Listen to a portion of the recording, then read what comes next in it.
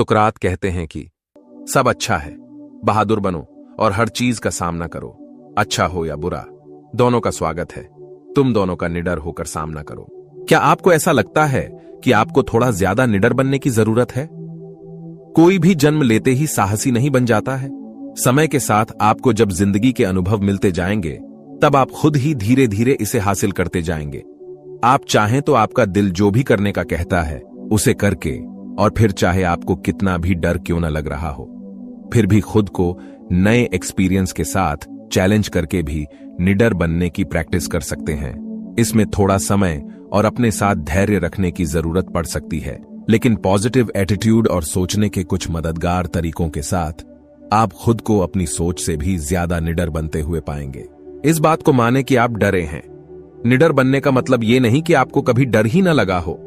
इसका मतलब तो ये है कि आप डरे तो हैं, लेकिन फिर भी उस समय कितना भी डर लगने के बावजूद भी आप आगे बढ़ना चाहते हैं। जब आप अपने इमोशंस को खुद से दूर करने की कोशिश करते हैं, तो वो अक्सर आपके लिए अजनबी जैसे बन जाते हैं। इसकी जगह पर आपको जैसा भी फील हो रहा है, स्वीकार करें कि वही आपकी फीलिंग है। जब आप आपके इमोशंस के साथ में ऑनेस्ट रहेंगे, तब आप उन्हें बेहतर तरीके से संभाल सकेंगे। इसे जोर से बोलें। आप जिस बात को लेकर डर रहे हैं, उसे जोर से बोलना पहले तो उसे बाहर ले आएगा, और फिर आपको ये एकदम ऑर्डिनरी या नॉर्मल सी चीज लगने लग जाएगा। आपको इसे किसी और से कहने की कोई जरूरत नहीं है, बस खुद से ही कहें। आप चाहें तो डायरी भी लिखकर देख सकते हैं, उसे अकेले में लिखें।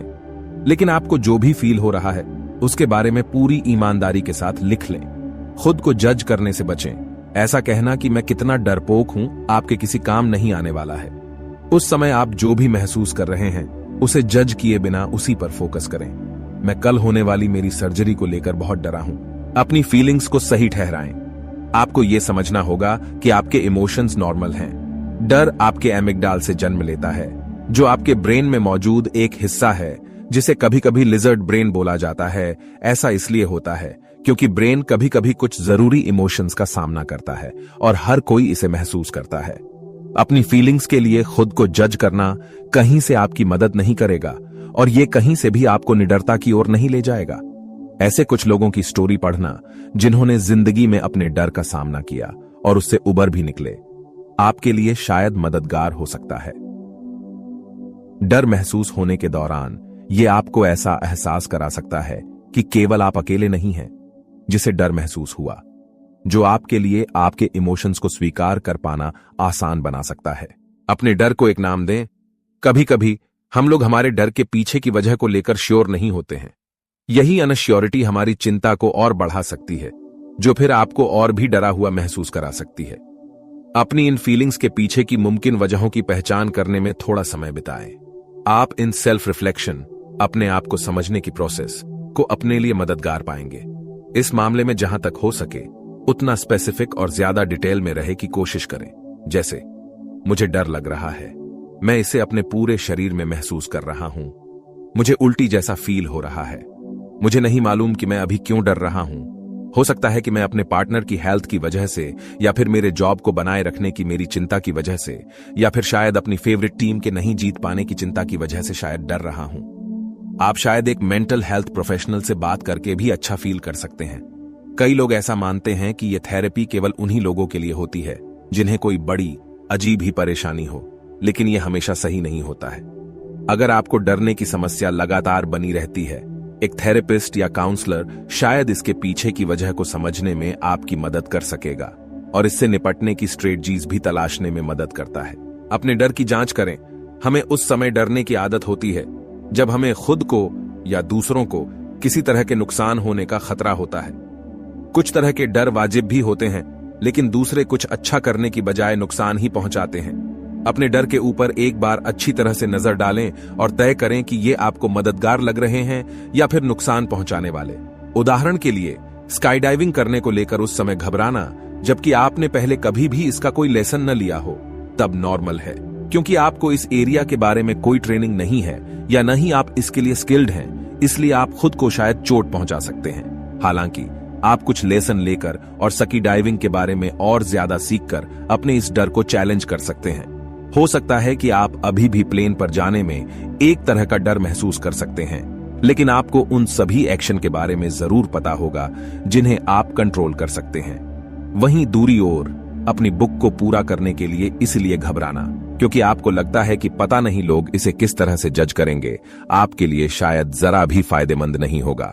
किसी और के रिएक्शन के ऊपर आपका कंट्रोल नहीं है, लेकिन आप आपके खुद के रिएक्शन को जरूर काबू में कर सकते हैं। इस मामले में अगर ऐसा कुछ है जो आपको पीछे खींच सकता है तो वो खुद आपका डर है। आपके मन का डर शायद अपरिवर्तनीय और वैश्विक भी हो सकता है।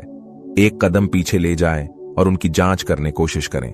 जैसे, मुझ में अकेले ट्रेवल करने की हिम्मत नहीं है। इससे ऐसा लगता है जैसे आपका डर आपके अंदर ही कहीं छिपा है और वो वहीं पर रुका है। बल्कि आप किस तरह से इस डर से उबर सकते हैं कि ऊपर फोकस करें। मैं अकेले ट्रेवल करने को लेकर घबराता हूं।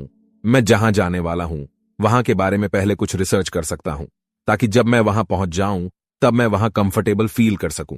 मैं सेल्फ डिफेंस क्लास भी कर सकता हूं ताकि मैं और भी स्ट्रांग फील कर सकूं। इस बात को भी स्वीकार करें कि आप किसी पल में कमजोर पड़ सकते हैं। हमारे डरने के पीछे की एक कॉमन वजह यह होती है कि हम लोगों को अपने कमजोर पड़ने की चिंता में होते हैं। कमजोरी के साथ अनिश्चितता, चोट या जोखिम की संभावना भी साथ में आती है। हालांकि थोड़ा सा कमजोर पड़ने लायक होना आपको प्यार, लगाव और सहानुभूति जैसे भाव पाने के लिए भी तैयार कर देता है। अपनी कमजोरी को जिंदगी की एक सच्चाई की तरह स्वीकार करना सीख लेना आपको आपके डर के बारे में कम चिंता करने में मदद कर सकता है। निडर होने का एक रास्ता यह है कि हम मान लें कि हर एक चीज में कोई ना कोई जोखिम है। आप एक दिन में जो भी कुछ करते हैं, बिस्तर से उठने से लाकर रात के खाने तक, उसमें कोई ना कोई रिस्क रहता ही है। लेकिन यह आपको अपनी जिंदगी जीने से नहीं रोक लेता, न ही आपके डर आपको जीने से रोक लेते हैं। किसी चीज में फेल होने का डर भी एक और ऐसा नॉर्मल डर है जो लगभग हर किसी को होता है। चीजों को सक्सेस और फेलर की तराजू में तौलने की बजाय इस तरह से सोचें जिससे आप कुछ सीख सकें। इस तरह से सभी चीजें किसी न किसी तरीके से मददगार रहेंगी, फिर चाहे ये आपके सोचे हुए अनुसार न भी क्यों ना हो। उन चीजों के ऊपर फोकस करें जिन्हें आप कंट्रोल कर सकते हैं। किसी चीज के लिए अपने मन में मौजूद डर को लेकर शायद आप कुछ भी न कर सकें। ये एक ऐसा इमोशनल रिस्पॉन्स है जिसे आप बदल नहीं सकते। हालांकि आप अगर कुछ काबू में कर सकते हैं तो वो है इसके लिए क्या करना चाहिए। अपने एक्शन के ऊपर अपने ध्यान को फोकस करें, न कि उसमें शामिल अनजाने रिस्पॉन्स पर। याद रखें कि आप आपके किए के परिणाम को तो कंट्रोल नहीं कर सकते हैं। आप जो करते हैं केवल उसे ही कंट्रोल कर सकते हैं। इस बात को अपने मन से हटा दें कि किसी भी एक्शन के रिजल्ट्स को आप काबू कर सकते हैं। सीधे तौर पर आप इसे कंट्रोल नहीं कर सकते हैं। अपने एक्शन के ऊपर फोकस करें, न कि उसके रिजल्ट के ऊपर। एक रोल मॉडल की तलाश करें। अगर आपको आपकी स्थिति से बाहर निकलने में मुश्किल हो रही है तो अपने व्यवहार को कि ऐसे इंसान की तरह बनाने की कोशिश करें जिसने भी लाइफ में कोई मुश्किल का सामना किया हो।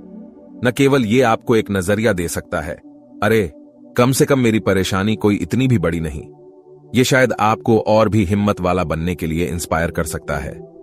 आपकी पहचान में मौजूद लोगों में ही एक रोल मॉडल की तलाश करें। अगर आपको कंफर्टेबल लगे तो उनसे पूछकर देखें कि उन्होंने उनकी परिस्थिति से निकलने के लिए किस तरह से हिम्मत दिखाई। कुछ साहसी लोगों के बारे में पढ़ें।